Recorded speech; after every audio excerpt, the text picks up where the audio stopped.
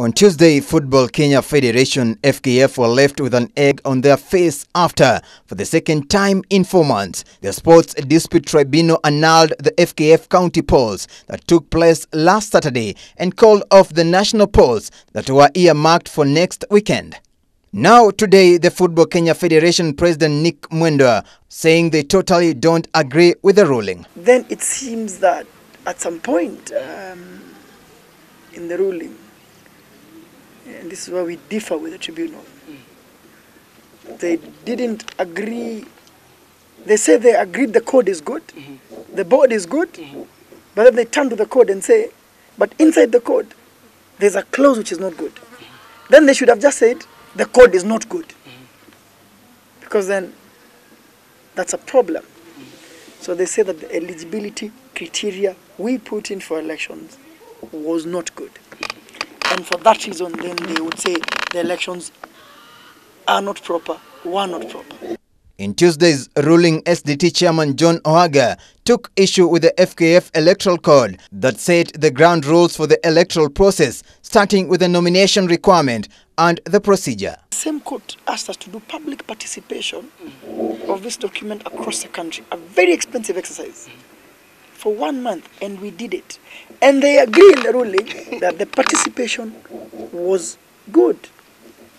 And then they turn around and say, even though the people participated, one clause in that document, while the document is good, is not okay.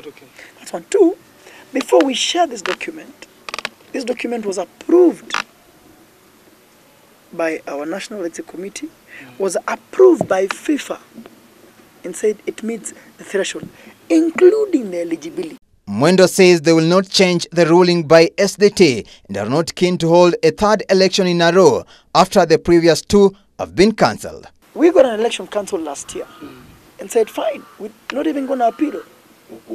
We're going to go back, we're going to do what they've said, and we did it. When you find that I did 95% correct, what is the right thing to do? You might advise that in future I change, but I think it is wrong for you to cancel an entire election for the second time for such a reason. FKF and myself do not agree with that decision. The FKF national elections were scheduled for March 27th, with Mwendwa the only candidate cleared to contest for the presidency. These fellows who are going to court, I can tell you, none of them, maybe except Sam Mwendwa, wanted to run for president. And if they truly wanted to run, our view has been they should have come. And then, if they are denied a fair opportunity, then they can go and complain. They never came. So how do we even know that you're a candidate? According to Mwendwa, they have shared the outcome with FIFA and will remain in office until they get the way forward from Zurich. The federation had gone to SDT last month to have FKF hold election without following the stringent requirements set by Sports Registrar Ross Wasike.